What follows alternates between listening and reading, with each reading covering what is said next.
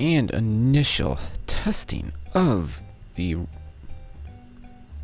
redstone lamps. Looks pretty good, doesn't it? Look at this. It's all nice. Nice and pretty. Got a fence around this village to keep the monsters out. Well, it's the ones that spawn in the village. But, you know, better to tell. Alright. Keep the riffraff out. Except for the slimes. Yeah, I think I like this. I may have to use this.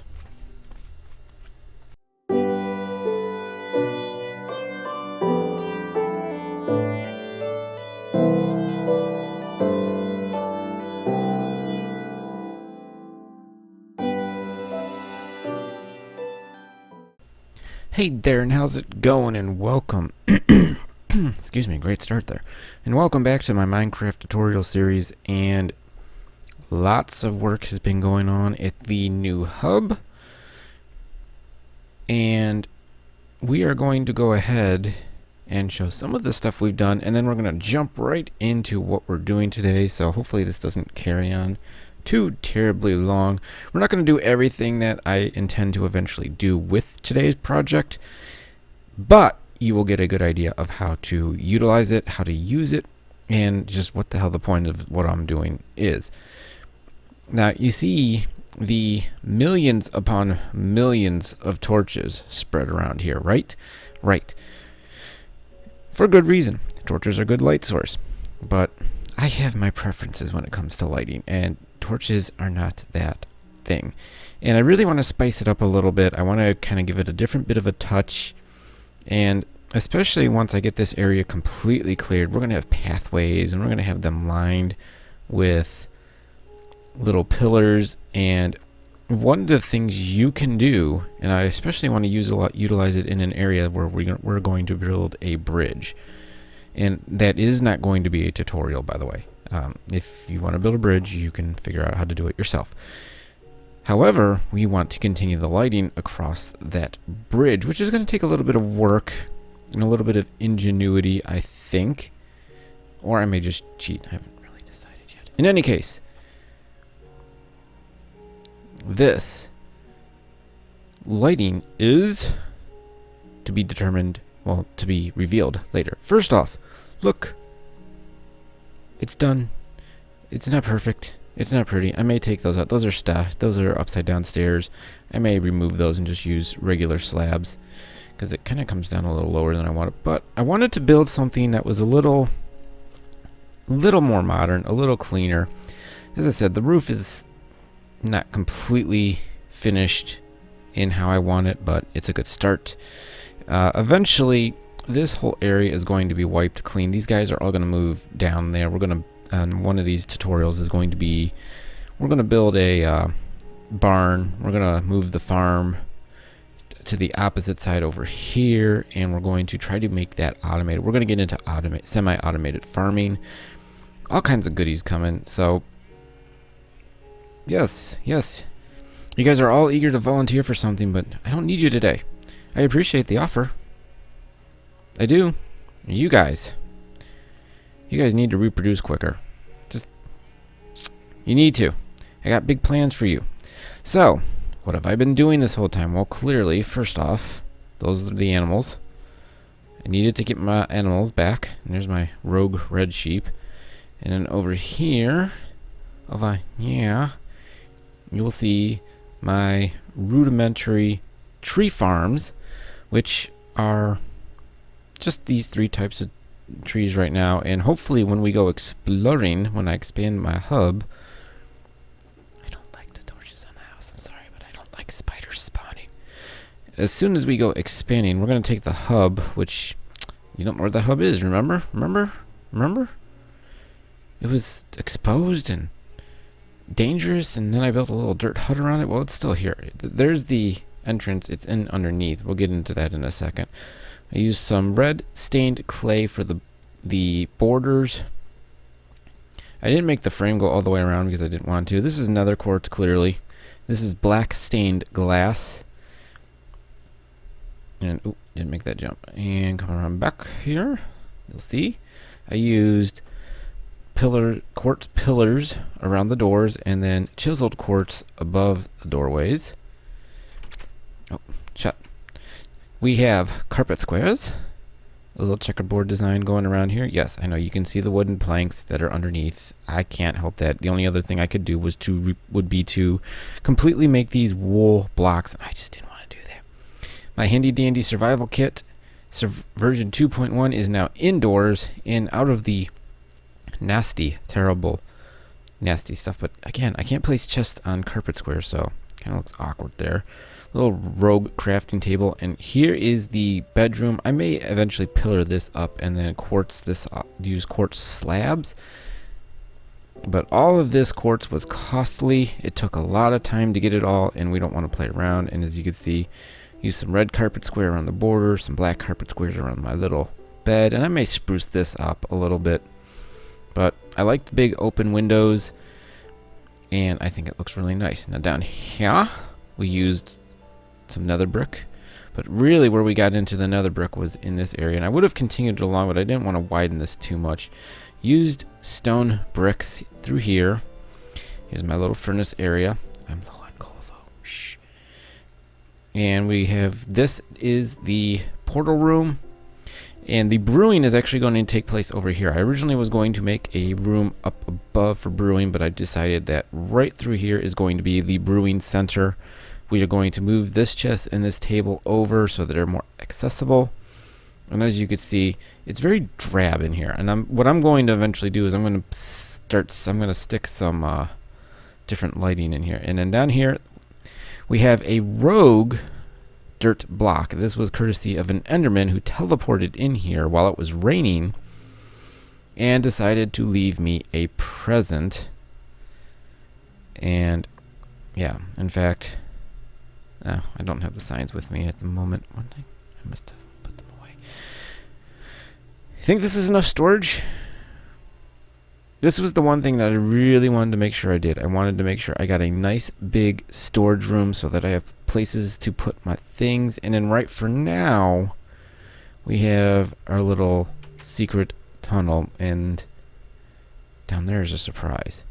That will come in handy in a future tutorial as well. See all that cobble down there? That leads to a very special area.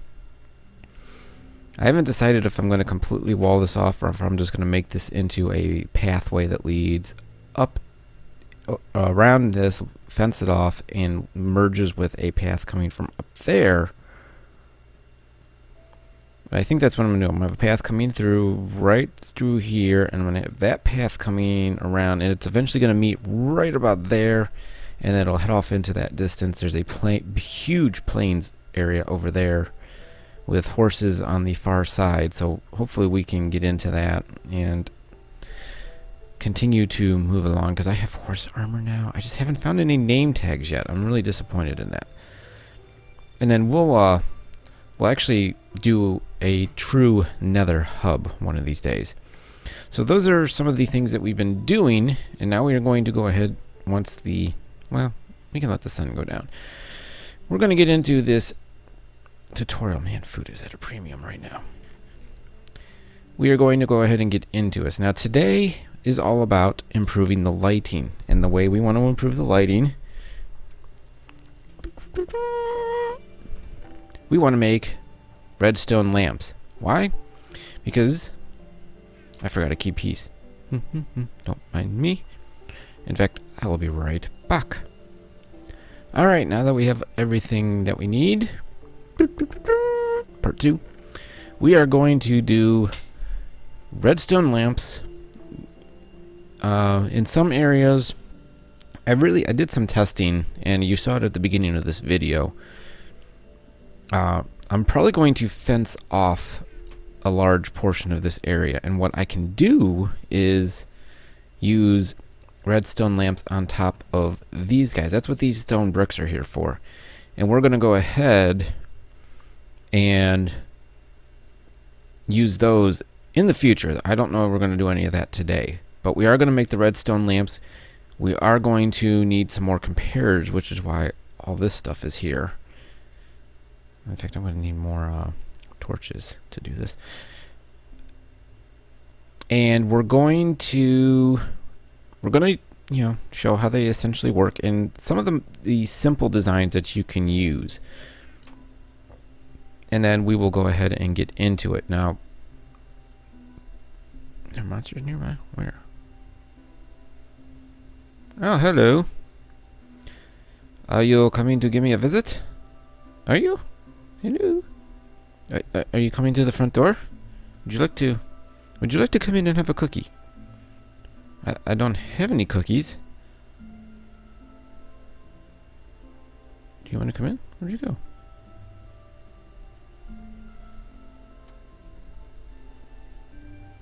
Oh, I see. You're a peeping Tom. You're gonna just sit and stare in the window while I do this. All right. In any case, as you can see, redstone lamps are made by taking a piece of glowstone, which we got from the Nether, and you can see I've been busy. I found so many batches of glowstone just hanging there. And you just place 4 little redstone blobs around a piece of glowstone in the middle, and that gives you a redstone lamp. Now, on its own, a redstone lamp isn't going to do much, but let's go ahead and do this. I really feel like I need to move this. Go ahead, plop it in the middle, and you're just going to right-click each one of these guys in place. Excuse me again. And there's your redstone lamp. Drop it down, and now we've got a pair of them.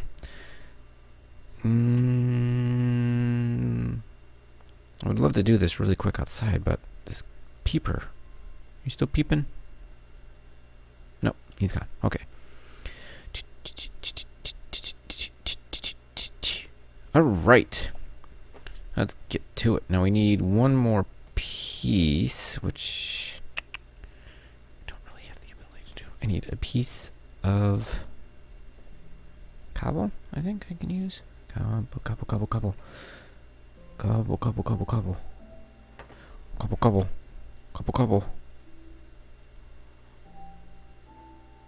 Yes, there we go. We're going to take one of these. I'm going to go back upstairs. I really like the way this came out. This came out actually much better than I anticipated. Let's take one of these. Coast is clear. Oh, hello. Come on. Get out of here. Okay. We're going to go ahead. We're going to clear these out. I'm going to put one of these in here. I'll put one of these in here. Now, redstone lamps on their own aren't going to do you a whole lot of good. You place them down, they just sit there. Luckily, unlike glowstone, redstone lamps, when you break them, they don't fall into pieces of glowstone dust. You just get the redstone lamp piece back. So it really doesn't, I don't think it matters what tool you use. In fact, you're better off just using your hand, because otherwise you're wasting durability. But as you can see, on its own, doesn't do a thing. And I keep breaking it just because. Now, see that? Redstone lamps are redstone lamps for a reason. They are powered by redstone. Give me that back. Now, there's a couple of ways you can do this. The simplest, and I've seen Mr. Infretwell do this. Do that, place it, flip the switch, place it down. There you go. At its simplest, that is how you get...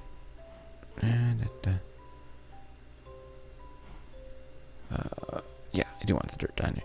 That is how you get it to work. Now, this provides good light, and it looks nice. Look, you just walk all over it. It doesn't stick up like these torches. It doesn't give off these funny little particles. It just looks nice. And then that's fine and dandy. You could go ahead and make 100 levers and 100 pieces of 100 redstone lamps and just litter your area. But we want something fancier. Now, for general purposes, the main areas here are not going to be done the way that I'm going to demonstrate with the daylight sensor. I'm actually going to probably use the lever system just because it could get dangerous. Although, now that I think about it, if I do this correctly, they will only come on at night. So we could do that. Now, you could go ahead and say I need multiple sensors, and you would be wrong. You don't. You can get away with one sensor if you do it correctly, although the two different ways that I want to do this, the redstone works differently. And we'll get into all that in a second. Let's pick an area where this will work. But first, let's make the redstone, or the daylight sensor. And we're going to need some comparators to make this work too. Oh my gosh, I can never get into doors! There. Daylight sensors are made with glass, nether quartz, and birch. And the reason I'm only making one anyway is because I only have enough to make one. So let's go ahead and head over to our crafting area. Slabs. It doesn't matter which wood. It just has to be slabs. Wood slabs on the bottom. Nether quartz in the middle. And then your glass on top. And there's your daylight sensor. Bam. For those of you who forget how to make comparators, that's how you make them. You need redstone. Whoa. Talk about dropping frame rate.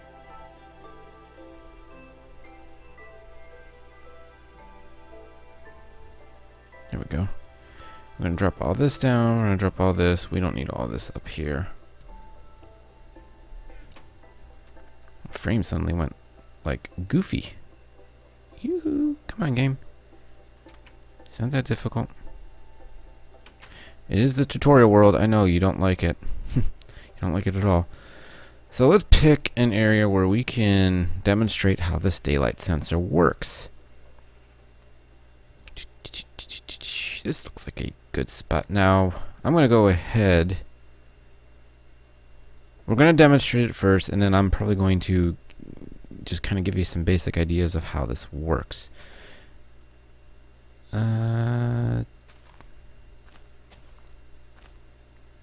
ahead like this. Take this out. Oh my gosh. Give myself a way out. I got one comparator, which is all I need for now. So let's go ahead and find this.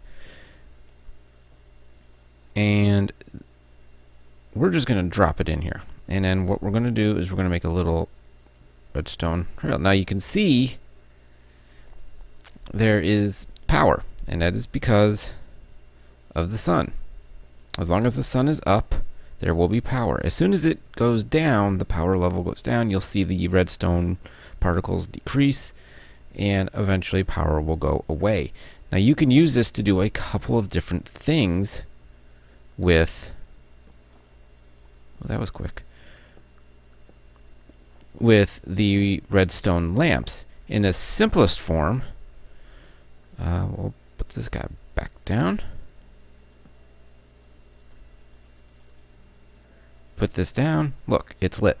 That's fine and dandy, except how does that work at night?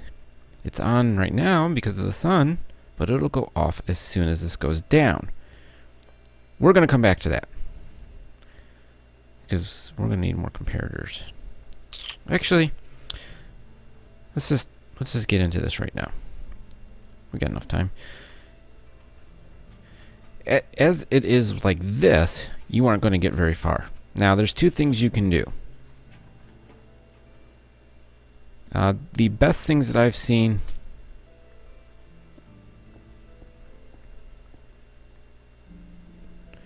One method is to...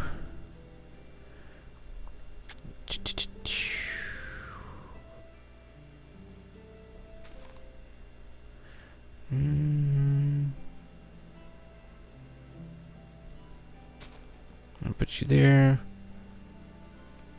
I'll let this come down this way. We're gonna go ahead and I think it can be any block, but it just has to, yeah, see, there, shuts off. And then we pop this up here and see.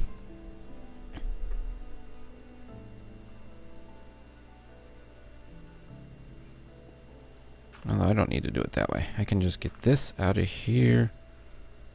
There we go. That's a little better because now we can essentially cover this up. And as you can see, it's off. It is not functioning. and it will stay that way until the sun comes back up. And you can extend this with redstone, and the video I was watching, and let me see, it was from Magnetic Minecraft, and I will probably link the video in the description if I can find it later, is actually who I watched to see how this is done. And this is at its basic core. I mean, there's two different ways you can do this, and I really need another redstone, another daylight sensor to properly, but we're going to go ahead and do this. Now the other thing you can do is this. And this is at its simplest. We need another lamp. What this does is shuts off that signal. We get trapped. So we need to dig our way out. And then you can again cover this up. Now this is why you can get away with one daylight sensor, because you can do both ways off of one sensor. We just gotta wait for the sun to go down. And basically what I would like to do is use this setup on the perimeter. You know, if I set up any kind of fences, any kind of perimeter, I want to use those. I want to utilize those guys. And then I want to utilize these in actual pathways and in and around the areas that I am building. And now we're just going to sit here and wait. As the sun goes down, the daylight sensor will lose its power. And what I have done is invert the signal. And you saw the way I did it, and I'll open this up and explain this a little bit better once they come on. But we just got to wait for them to come on. There's one. Is the other one going to pop on?